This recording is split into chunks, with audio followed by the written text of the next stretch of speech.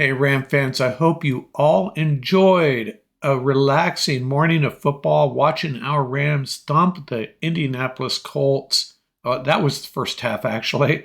Things got really crazy in the second half, but the Rams sneak out with a 29-23 overtime win at Indianapolis, a game that they probably should have won going away by perhaps a two-touchdown margin, but give the Colts credit. They made it really interesting, way too interesting for my liking.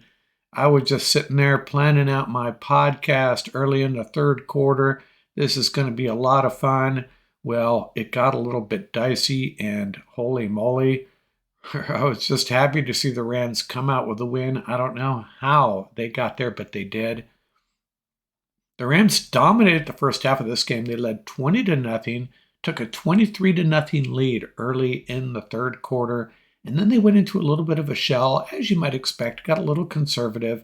Then they surrendered a 4-play, 75-yard drive, capped by a 2-point conversion. So the Colts make it a little bit interesting. We're starting to do the math in our head.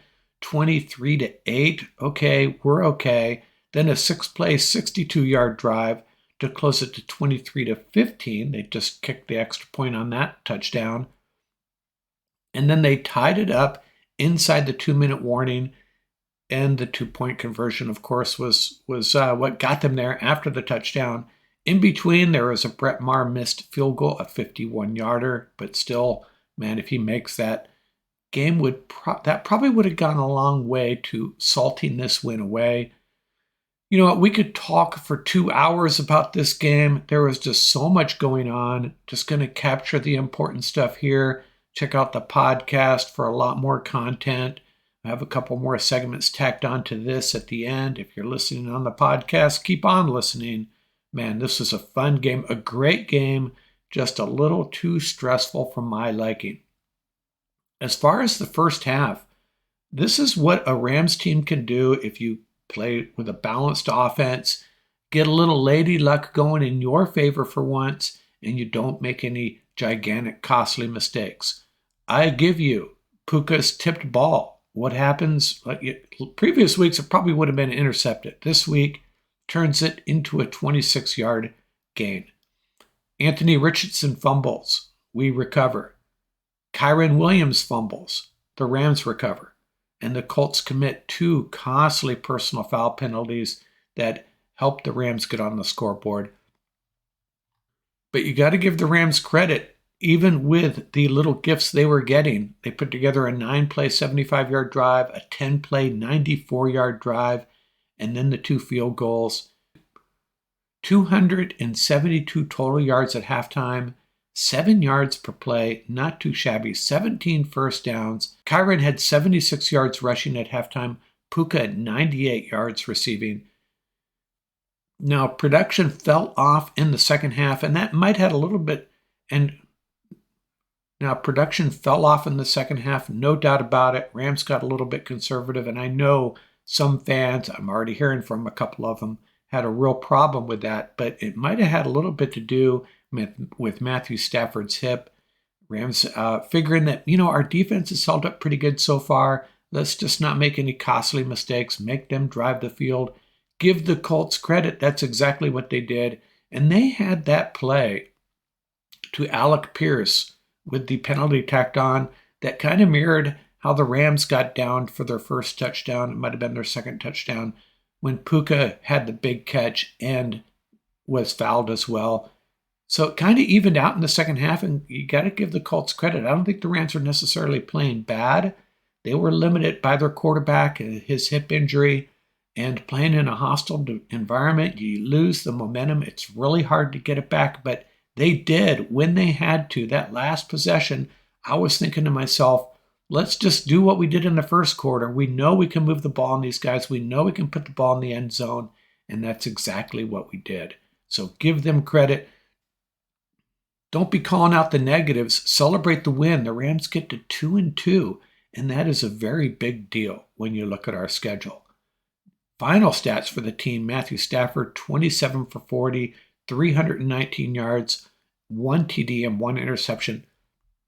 It seems like he had more yardage than that, but he did have a spell there late in the third, early in the fourth, where the Rams couldn't get anything done.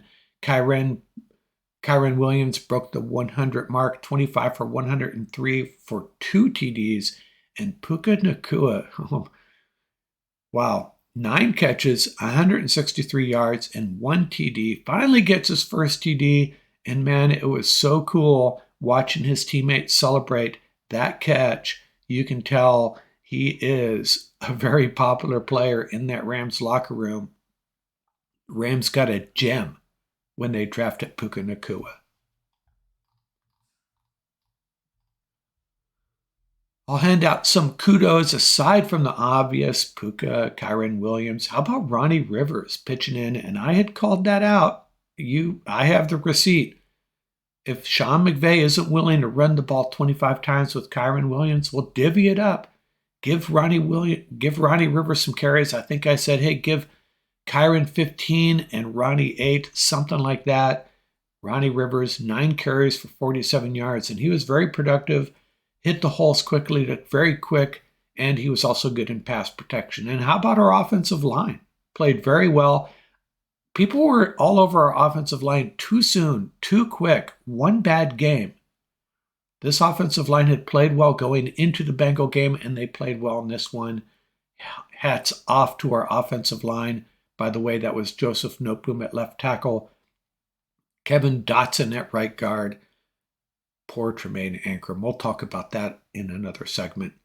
Stafford out there hobbling around, making plays at the end.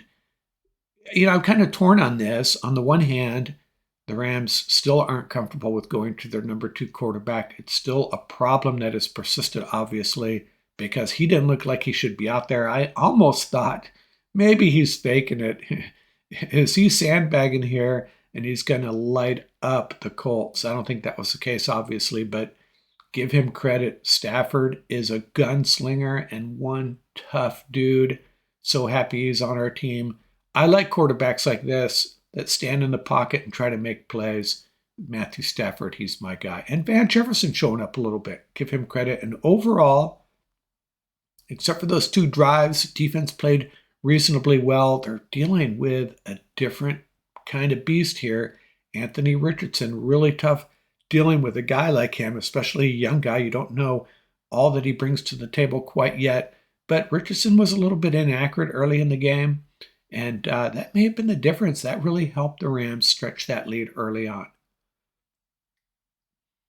So where does that leave the Rams? It leaves them at 2-2. We wanted them to get to 2-3 after 5 games, this early season gauntlet where they played 3 teams that played in AFC Conference Championships last year, a 4th team, the Seahawks, that was a playoff team, and the Colts. They beat the Seahawks. They beat the Colts. They had to beat those 2 teams, and they did. And now they go home to play a Philadelphia Eagles team that I think, obviously the Eagles are going to be favored. I think the Rams have a shot here, though. They're playing so well. Cooper Kupp should be back. Eagles, have fun figuring that out. What is Sean McVay going to draw up with Cooper Kupp and Puka Nacua, Kyren Williams and Tutu Atwell? Mix in a little bit of Van Jefferson and Tyler Higbee. Have fun with that. This Rams offense is a serious problem for defenses to deal with moving forward. I'm convinced that. That's all for here right now. On the podcast, we'll get into a couple more segments, so please check that out. Rams move to 2-2 with a big overtime win over the Colts. Stressful game, but man, in the end, let's celebrate it. Rams are 2-2, and hey, we may just have to do a path to the playoffs segment sometime this week. How about that? Out here from Rams Up. Of course, on the podcast, check out the upcoming segments. Good stuff.